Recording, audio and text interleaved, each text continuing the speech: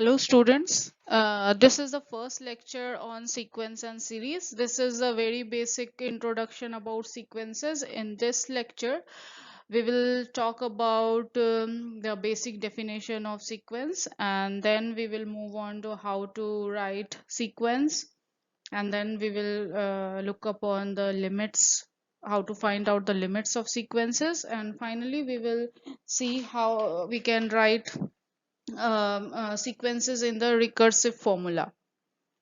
So let's begin. So now what does this term sequences mean? We already know that mathematics deal with patterns, whether they are visual patterns or numerical patterns. So sequences are also related to the term patterns. So the sequence is an ordered list of number following some pattern. For example, we have this 1, 4, 7 and 10.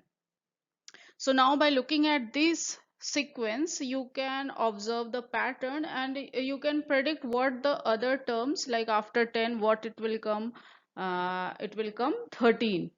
So this I have written that after this 1, 4, 7 and 10 you will get 13, 16 and 19 just by looking at the patterns of the number. So you can say that the sequence is nothing more than the list of numbers written in a specific order.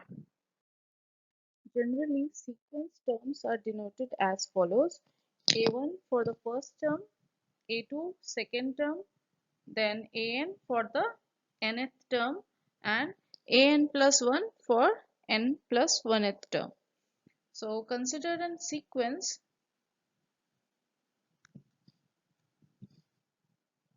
1, 2, 3, a very simple sequence.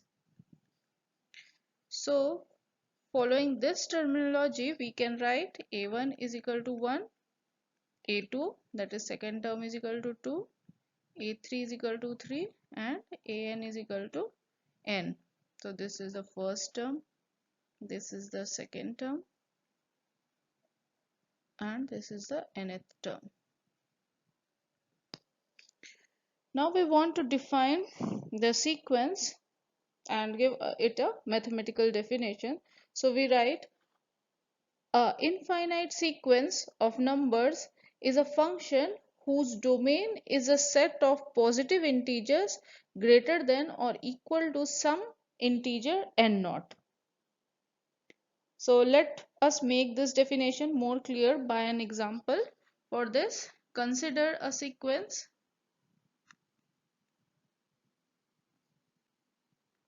2, 4, 6, 8, 10 and so on. Clearly, the general behavior of this sequence can be described by this formula. An is equal to 2n for n is equal to 1, 2, 3 and so on. Now we see that the domain for this is this. The domain contains 1, the element 1, 2, 3, 4 and so on, and the range that will be an will have 2, 4, 6, 8, which means that this formula is assigning the number 1, 2, 3, 4 till n and so on to the numbers 2, 4, 6, 8 and so on. Now we see that if we describe this sequence with this formula, we need to start with n is equal to 1 to get this sequence.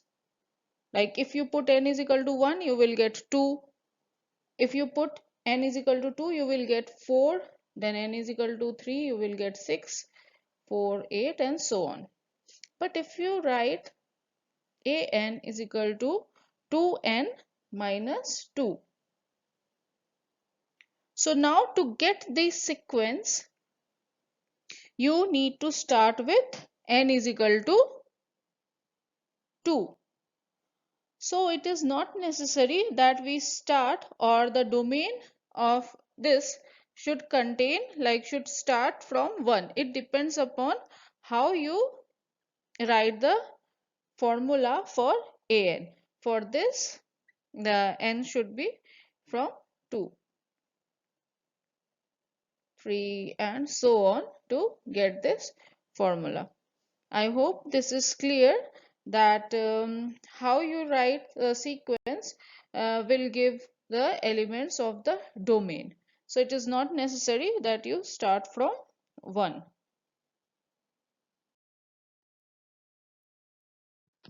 Now we will see the varieties of ways denoting a sequence. Now these are the varieties of way by which the sequence is denoted. You can write the sequence by this or this. These all means the same. Just the representation is different, but it all of these represent the sequence only. So for example, if I write an is equal to, it means that this is equal to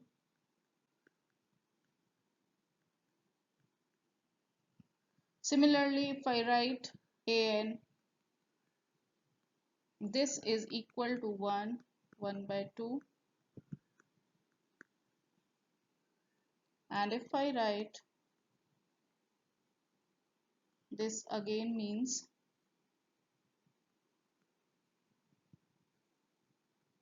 the same.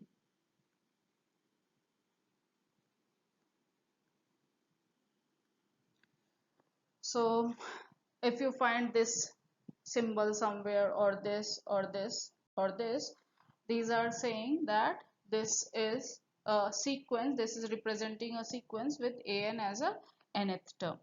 I hope this is clear. Now we will go to see how to graph this. Now we will see how the sequences can be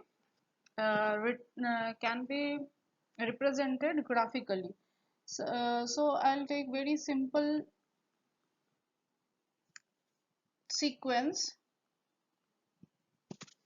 that is equal to 1 by n. Now if I want to graph this, so what I have to do is take n is equal to 1, n is equal to 2, n is equal to 3, n is equal to 4, and so on.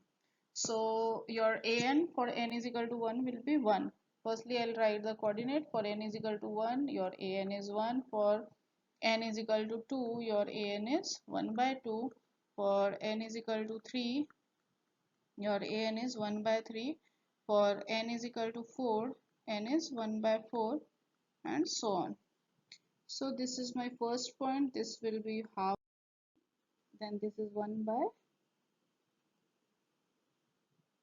this is 1 by 2, 1 by 3, 1 by 4, and so on. So we can see that when n is increasing, this is going towards a point,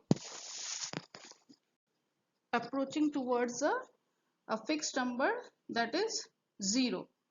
So this gives an idea of the limits. So now we will describe what does this. So now we will go towards the definition of the limit.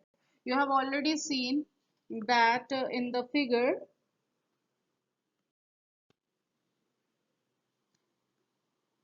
that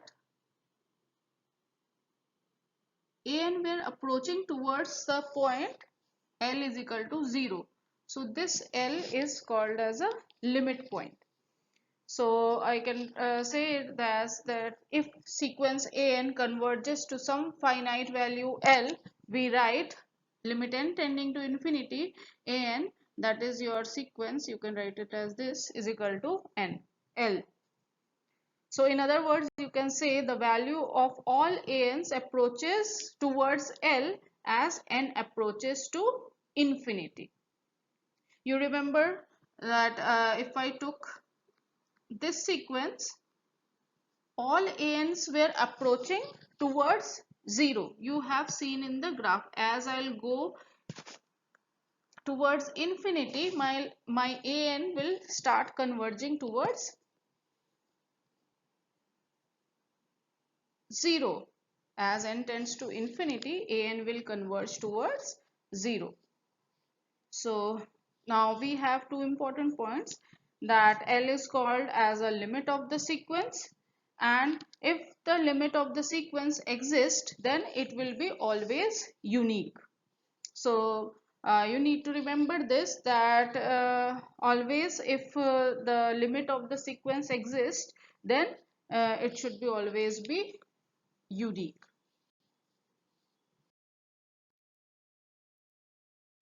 Now there is one important result.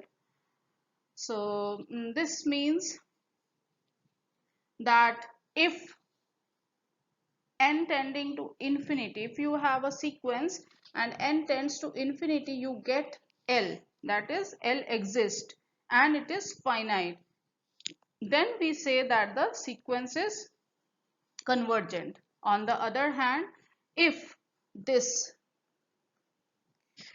the limit n tending to infinity an does not exist or is infinite, then we say that the sequence diverges. So this is very important in finding that whether a sequence is convergent or divergent.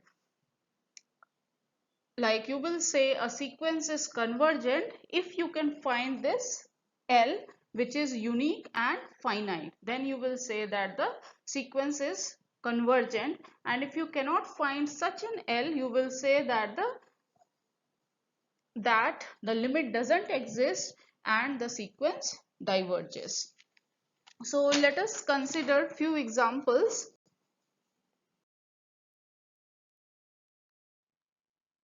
on this convergence and divergence. Suppose that you have a sequence, again 1 by n I am taking, which is very easy to see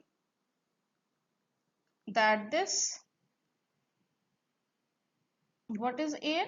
This will be 1 by n, and if you take limit n tending to infinity, you will see that this is 0 which is finite.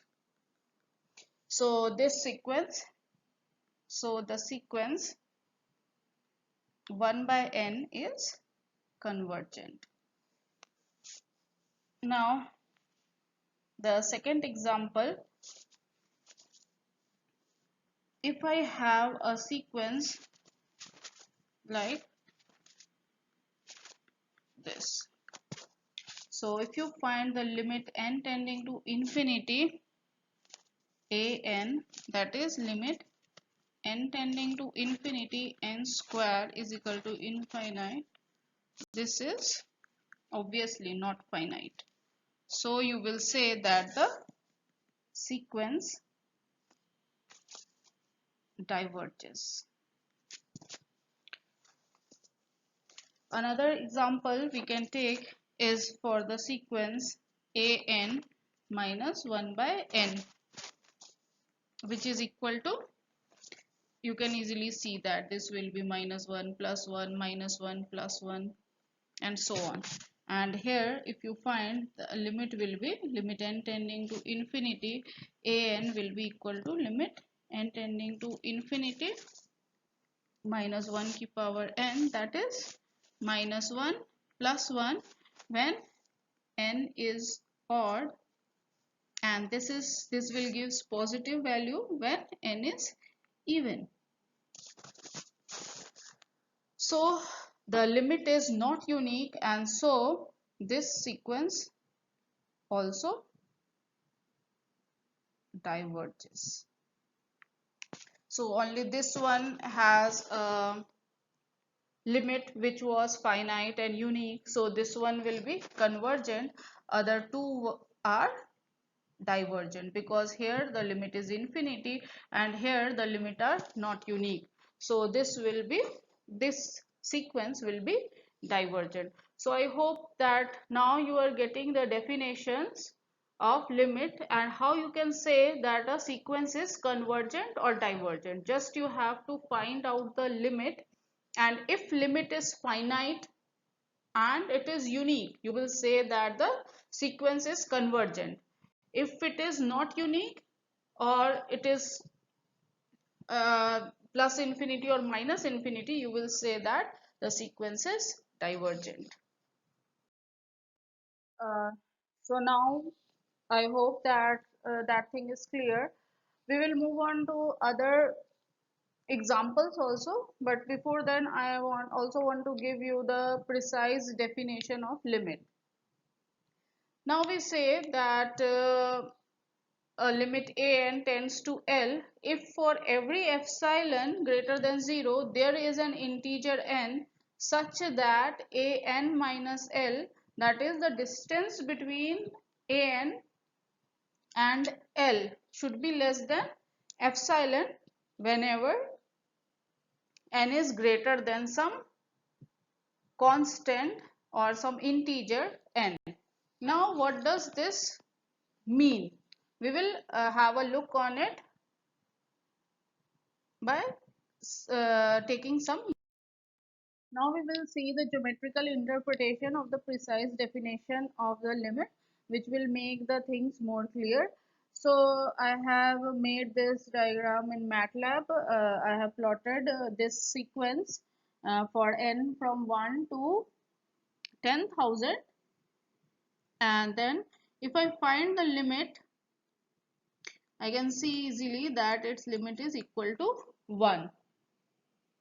So let us see, in this diagram the 1 is here. Now if I have extended this graph, obviously this will converge towards the limit L, that is equal to 1. So this is my L, this is my L plus epsilon, this is my L minus epsilon. So let us suppose that epsilon is 0.002, which is greater than 0 and very small. Now for this epsilon, see this, for if I choose this k is equal to 6000,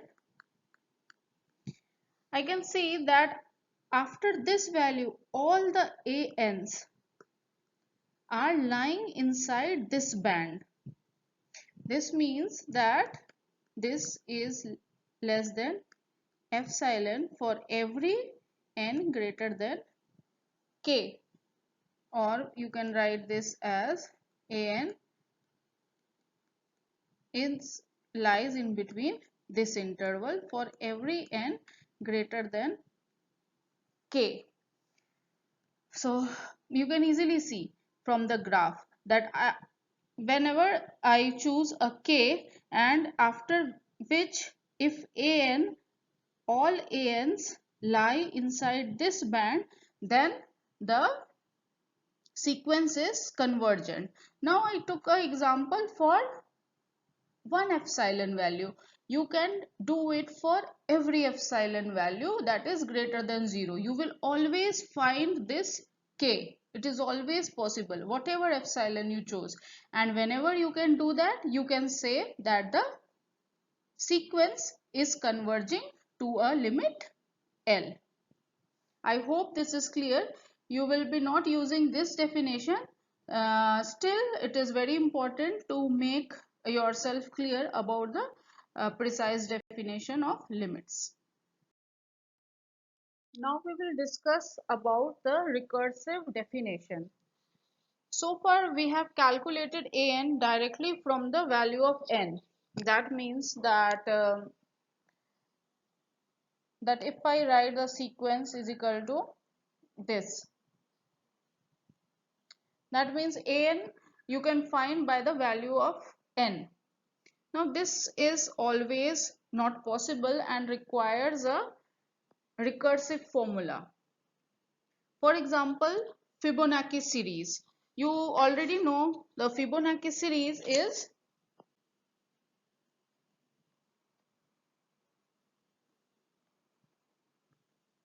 now if I want to write in the terms of n, how would you write it?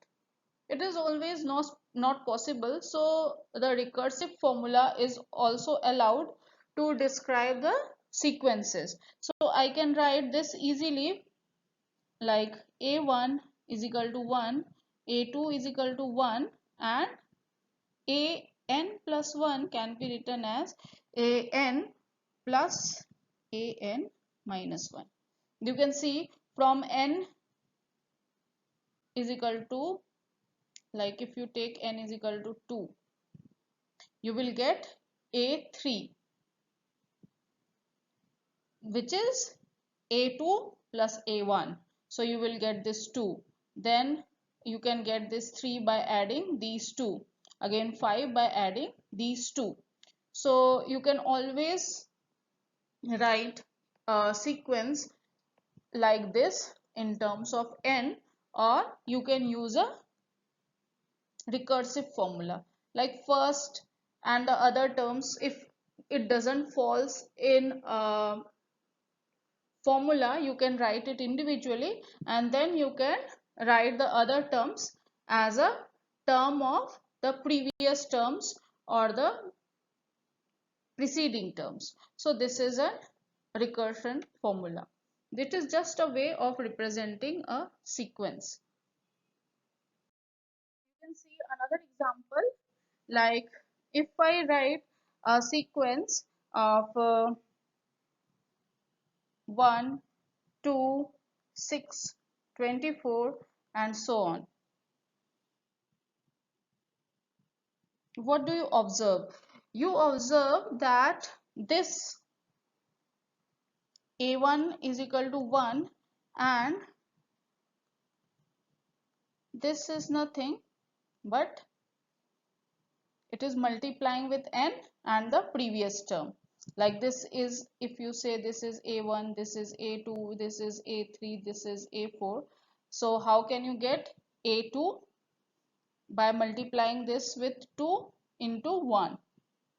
So I can write this sequence with the help of this recursive formula. So it is just a way of representing the sequences. Either you can write it completely by the value of n, or you can represent it with the recursion formula. Finally, I'll give you some questions for practice based on this first lecture.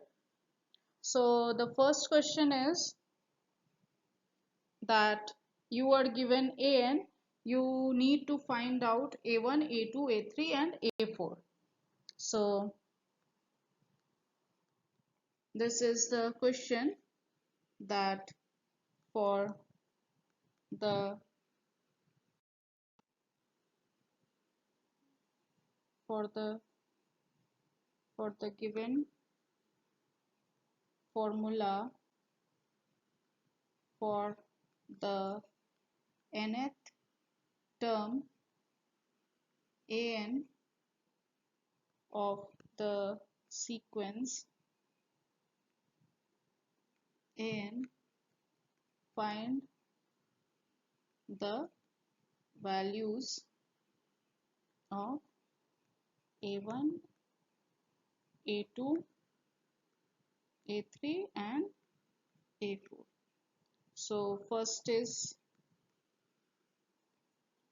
an is equal to 1 minus n divided by n square, and the second question is an is equal to minus n plus 1 upon 2n minus 1. So just you need to see the value of an, the formula of an, and then you need to find out a1, a2, a3 and a4. Now the next question is find the sequencing formula.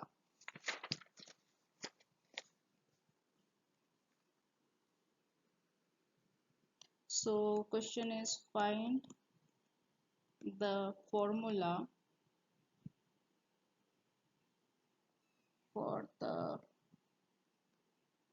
following sequence.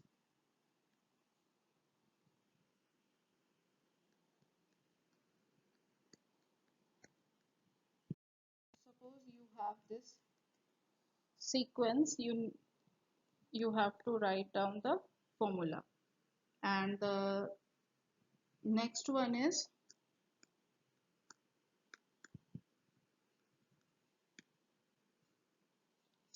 this one, 9 minus 16, 25, and so on. I hope after this lecture you will be able to solve these two very simple questions.